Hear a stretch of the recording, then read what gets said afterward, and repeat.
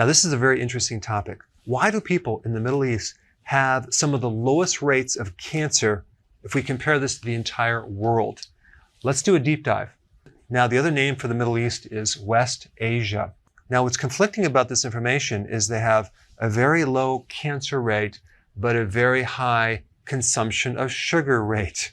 And I've done all the videos on this where sugar feeds cancer. So the question is, how are they actually getting lower rates of cancer despite consuming so much sugar? In fact, the Middle East consume more sugar than pretty much any other parts of the world. Now, yes, they have a lot of diabetes and they have obesity and they have other issues, but cancer is on the low side.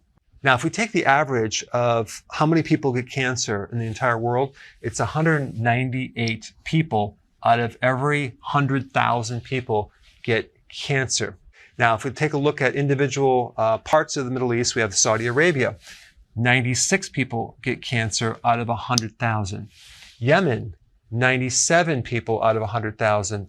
Oman, 104. Qatar, 107. UAE, it's 107.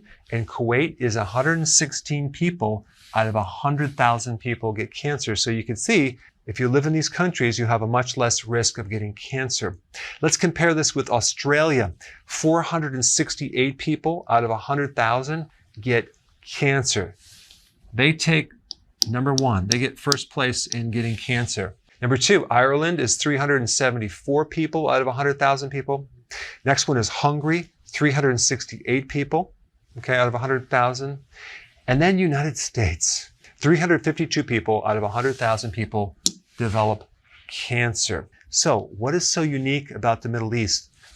Well, number one, fasting, Ramadan. Now, Ramadan is a religious fast that extends over the course of 1 month. Now, that 1 month is just 1 month out of the entire year. What blows my mind is they're fasting right after sunrise to sunset. So they're usually eating before that and eating after that. So Ramadan is considered a type of intermittent fasting only for 1 month and produces a tremendous decrease in rates of getting cancer.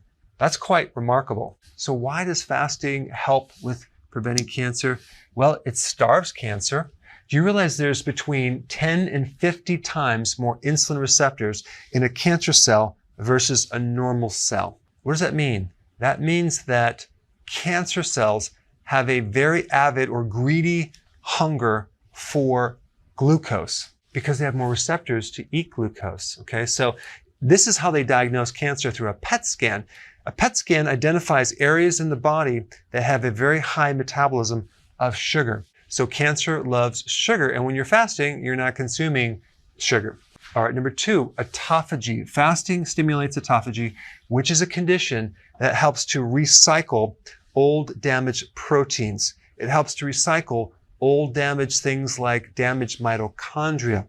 And if we look at what cancer really is, it's damage to your mitochondria. When the mitochondria is damaged, the mitochondria then adapts its metabolic system to a different way of dealing with energy. It ferments glucose.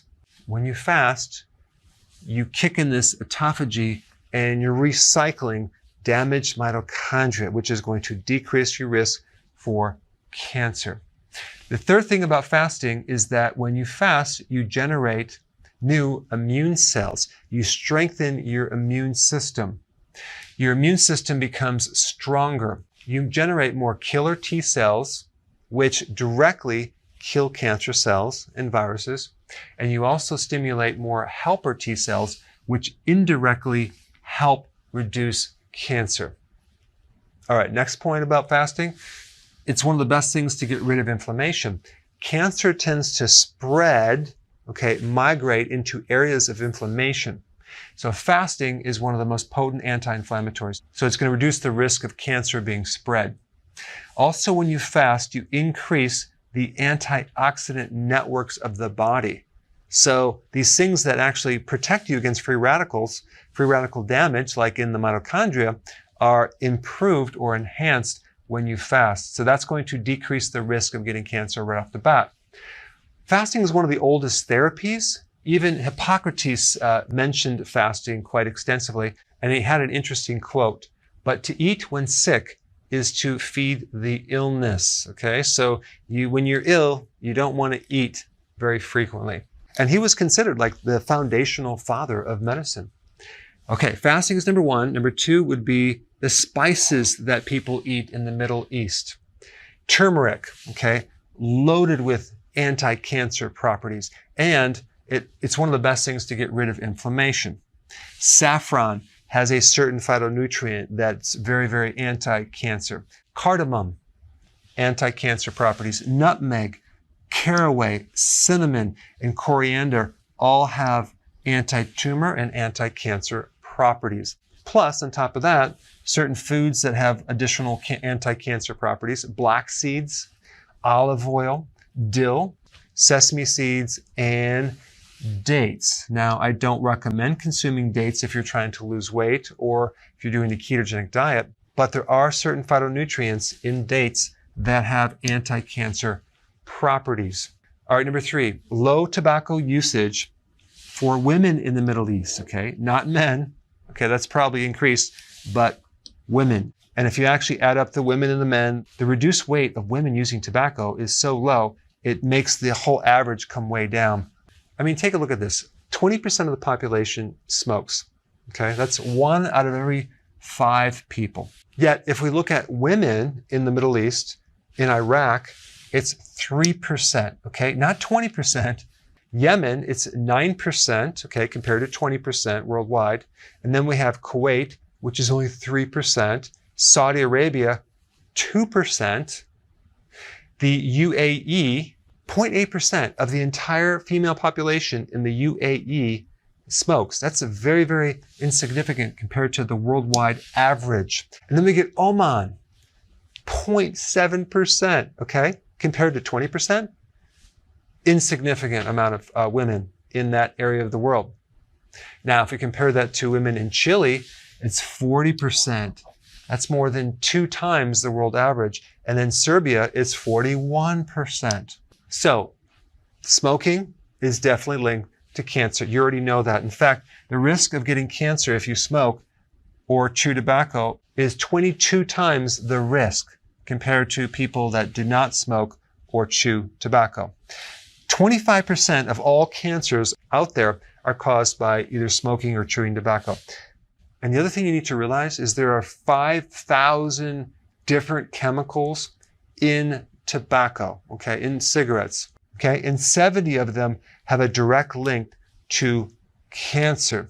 And just as a side note, vaping also is linked to cancer of the colon, of the lung, because of the nicotine and other chemicals. And number 4, alcohol is prohibited in most areas of the Middle East. Drinking alcohol increases the risk of 6 different types of cancer. If you drink alcohol, you're more at risk of getting cancer of the liver and also of the oropharyngeal area, which is the area in the back of the throat and also includes the back of the tongue and the upper roof of the mouth. And it just so happens people in the Middle East have the lowest rate of getting cancer in this area of the body.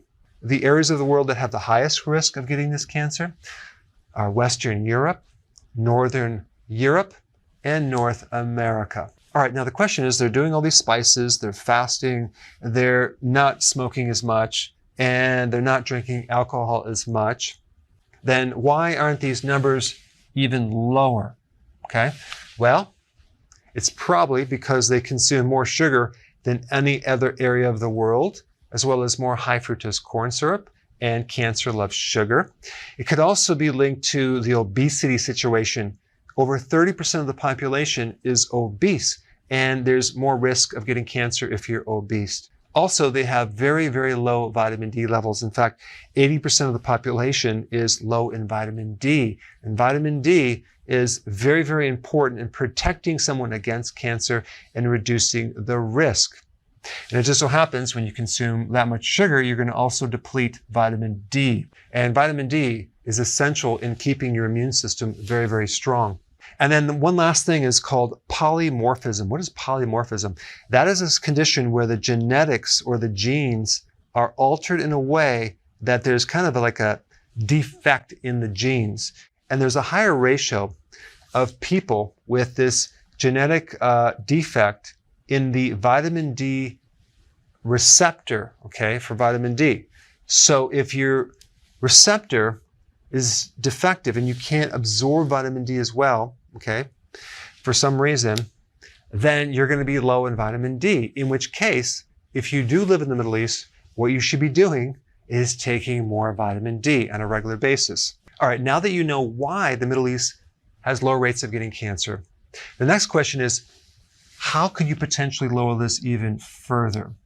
And I created a video just on the topic. Check this out right here.